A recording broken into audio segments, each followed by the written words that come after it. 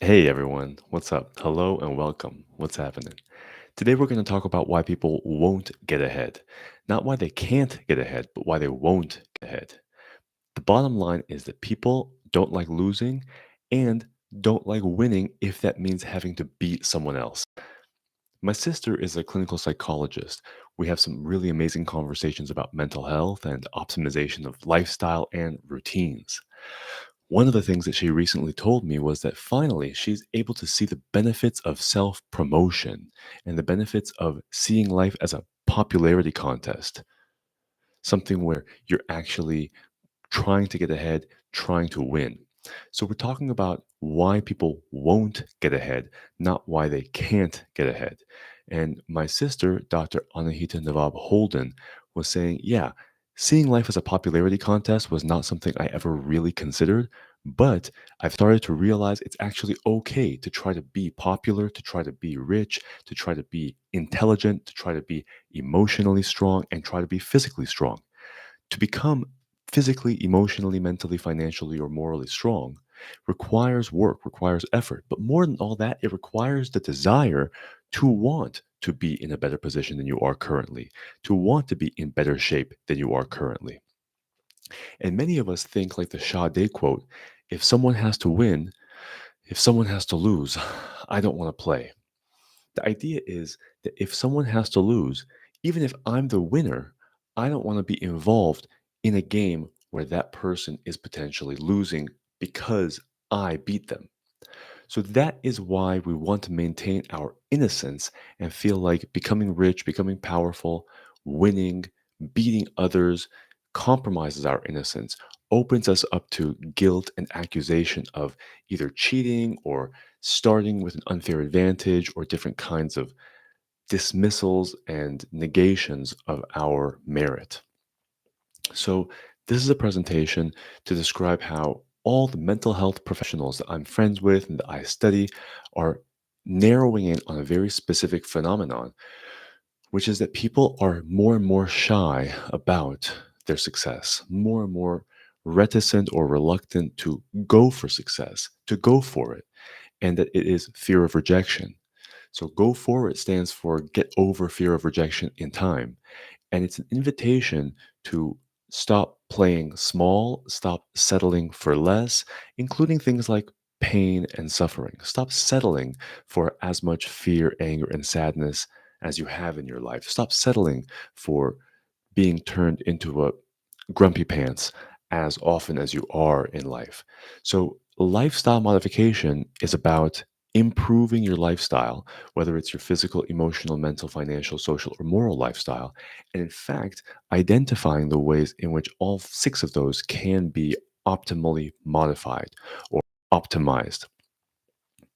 And that does include the fact that, yes, some people will be left behind. Some people will fall behind because of what you do. Because what we're talking about is the necessity of competition prior to states of collaboration. What do I mean? Naturally, we go from dependent to independent to dependable. Naturally, we go from non competitive to collaborative. So it's not that it's a to B to C, but a to B to C. I mean, it's not like you're going from one state to another, but you're actually enfolding the future states around the prior states. The same goes from nepotism to capitalism to socialism. The prior state gets enveloped or swallowed up by the next state. This is also how the brain is designed. The hindbrain, the midbrain, the cortex, and the neocortex, these things actually swallow each other successively like Russian dolls. Like a letter gets swallowed by a word, which then gets swallowed by a sentence, which then gets swallowed by a paragraph. So competition is not the end of the line, but you can't actually get to collaboration until you get to competition. My sister describes this as the shadow work, as the skeletons in the closet. And yes, indeed, this competitive, violent capacity that we have to beat each other, to outsmart each other, to beat someone else to the punch, as it were, is innate in all of us, male and female. And so it's not just that we have an alpha and beta, it's that we have a phi, beta, alpha, sigma, and omega state. And that these states, the ones that were normally associated with alpha and beta, which are fight and flight, are not just social states, but also neurohormonal states. So that the thoughts that we think, the ways that we feel, and the ways that we interact with other people are all plugged into the neurohormonal soup, which defines the kind of creature we are in the moment of execution or activity. So, a friend of mine said that his daughter was lacking that killer instinct when she does martial arts, and it concerns him because he wonders if she's going to lack that in other domains of life. Will she be able to stand up for herself, defend herself, promote herself, negotiate on her own behalf? And this is a valid concern because there is a lot of pressure in society saying that we should not learn self defense, that we should not try to promote ourselves, that we should feel guilty for our privilege and our abilities and our capacities, so that people end up confused. Am I trying to win or am I not?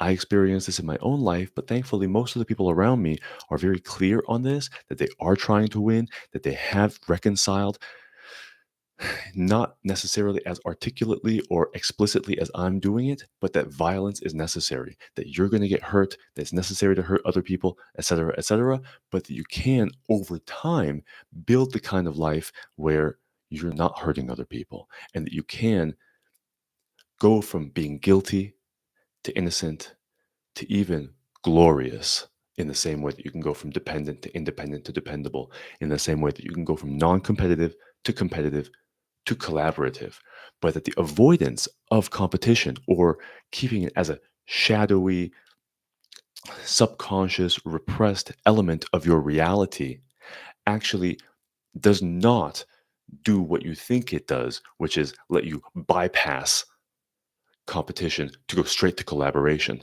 No, you really do have to come to peace with wins and losses, both yours and others, and preserve your own sense of integrity, decency, honesty, and innocence, even when you are beating others through being competitive, through a solid application system where you're out in a free group of people competing with others because either you have it or you don't.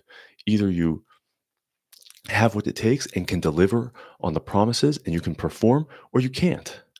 And it is true, of course, that there's no such thing as a pure meritocracy or pure capitalism because nepotism, capitalism, and socialism are all blended in with each other in just the same way. There's no such thing as a purely non-competitive person, a purely competitive person, or a purely collaborative person.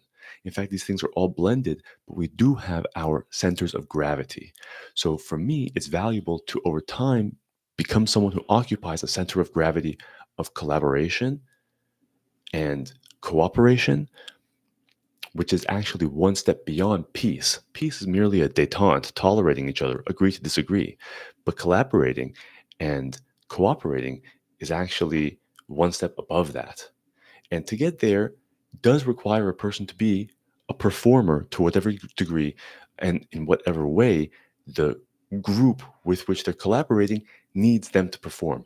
So you got to know your place, you got to know your position, play your position, and be playing all out, trying to win, even being, the word is aggressive.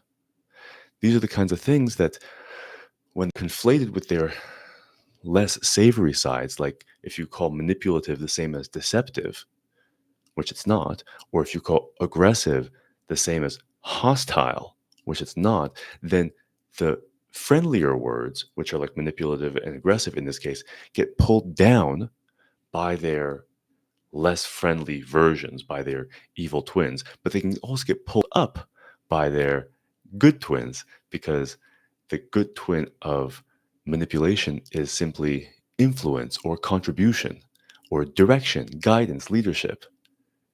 And the good twin in this case of aggression is proactive and going after it, getting after it. So this has been a presentation of Go For It, Get Over Fear of Rejection in Time. I hope it's been useful, thought-provoking, and that we can continue working on this together because this is an important, big, relevant message to for all of us and for both the past and future generations. So if you like this, please don't forget to comment, subscribe, and share with your friends and tell me what you thought below in the comments so we can keep the conversation going. All right. Thank you. Bye.